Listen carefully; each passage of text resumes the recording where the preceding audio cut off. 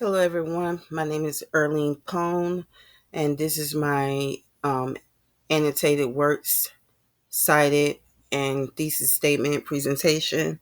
So, my thesis statement is for many teens, unrecognized or undiagnosed depression is a major part of their coming of age and can lead to physical changes and emotional changes during their adolescence. So, my first source that I used was an author that discusses depression in adolescence. They were from like the Middle Eastern current, so it's just something from a different point of view or a different culture.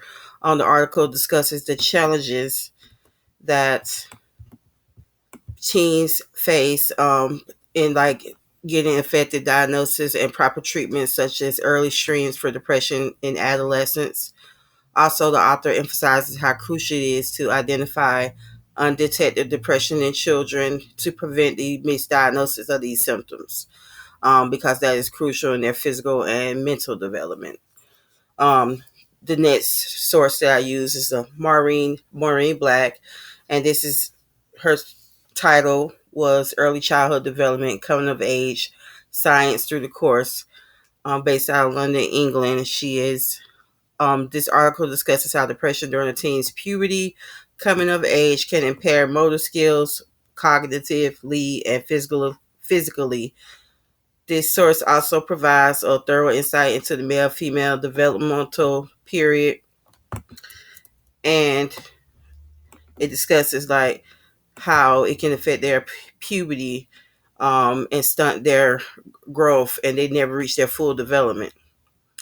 The next, my third source here is Bowding is the last name, and it's talking about depression, anxiety, and change for adolescents to adulthood and individuals without with language impairment.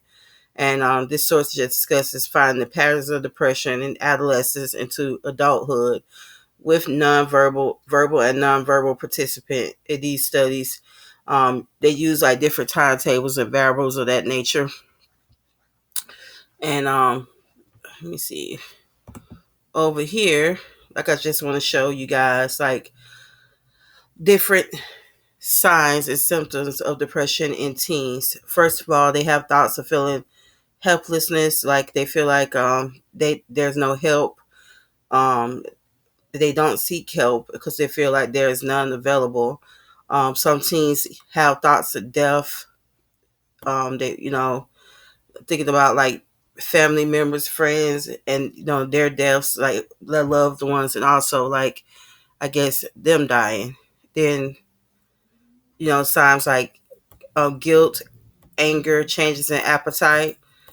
Also, loss of energy is one sign of depression in teens. Withdrawing from friends and family emotionally, physically. They have sleep problems, unable to sleep. Then also, no concentration, unable to concentrate in school and that things of that nature.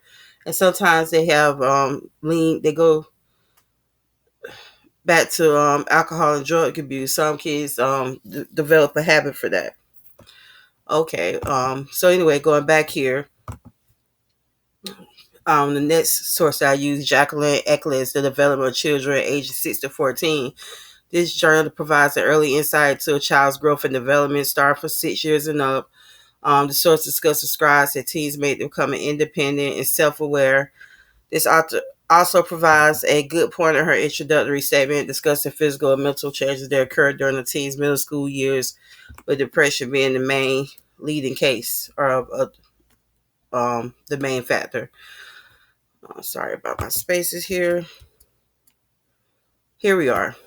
My next one, Gilead X Pine, um, consequences and correlates of adolescence depression.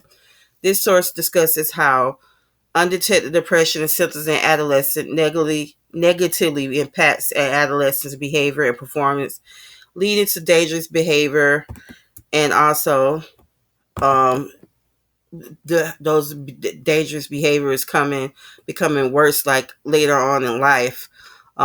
They perform like bad habits leading to drugs and Also, sometimes it will lead to them like causing physical harm to themselves and to other people here.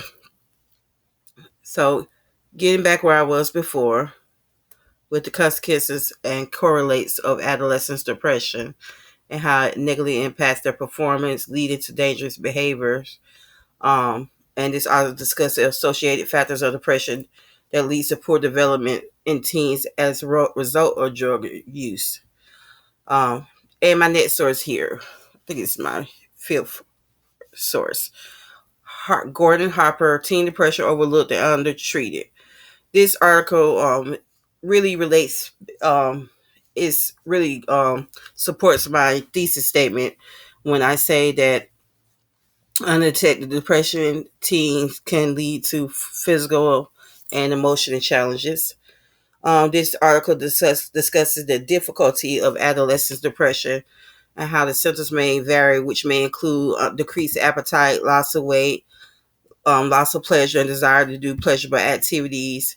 The author provides an extensive list of recognizable symptoms, such as withdrawing, loss of appetite, and whatever the key things to look for when dealing with teen depression.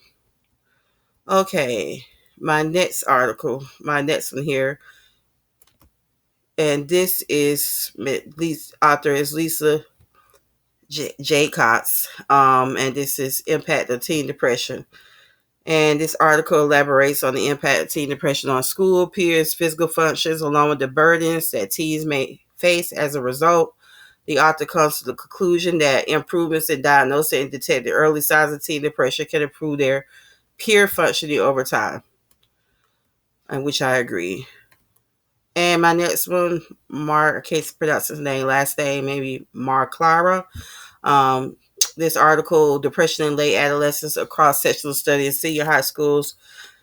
This source is based discusses depression, adolescents worldwide, how these disorders can lead to substance abuse, and if not treated, and it provides a broader examples of and clear definitions of depression symptoms in teens.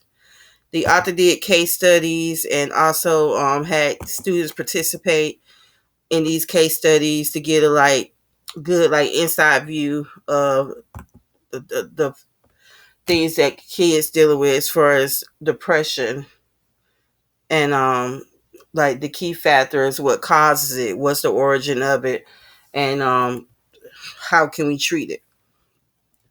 Moving on to my next source, Nelson C. Buddha.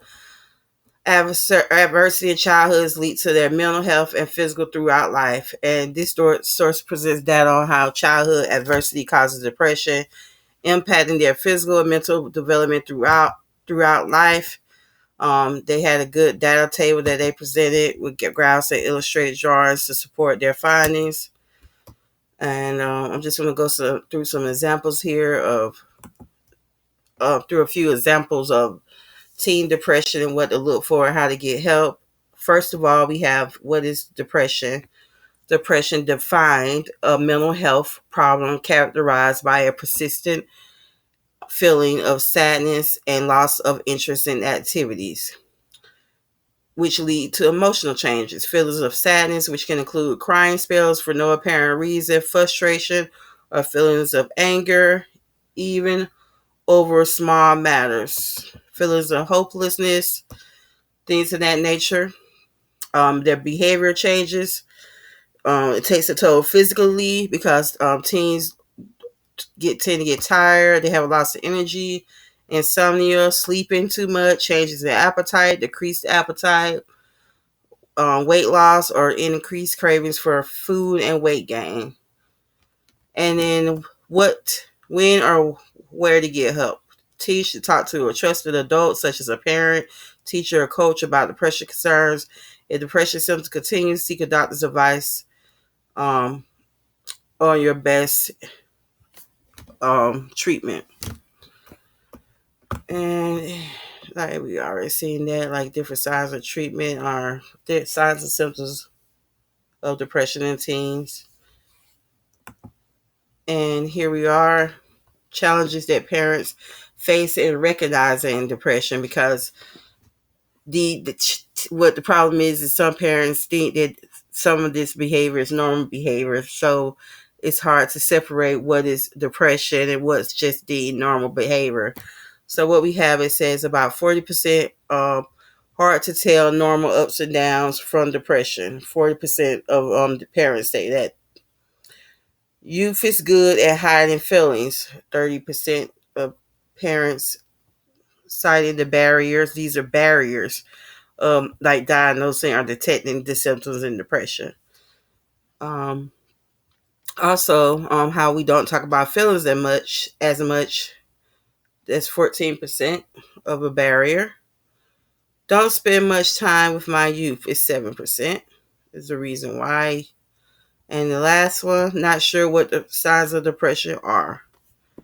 So that's probably the main reason why depression is sometimes undetected in teens, because it's seen as normal behavior or normal signs, and then parents are not sure if it's just a part of like, I guess, their maturity stage or puberty.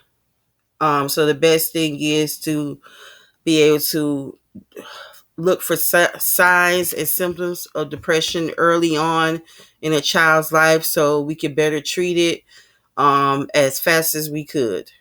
So that's my presentation. I hope you guys enjoyed it. My name is Earlene. Thank you so much.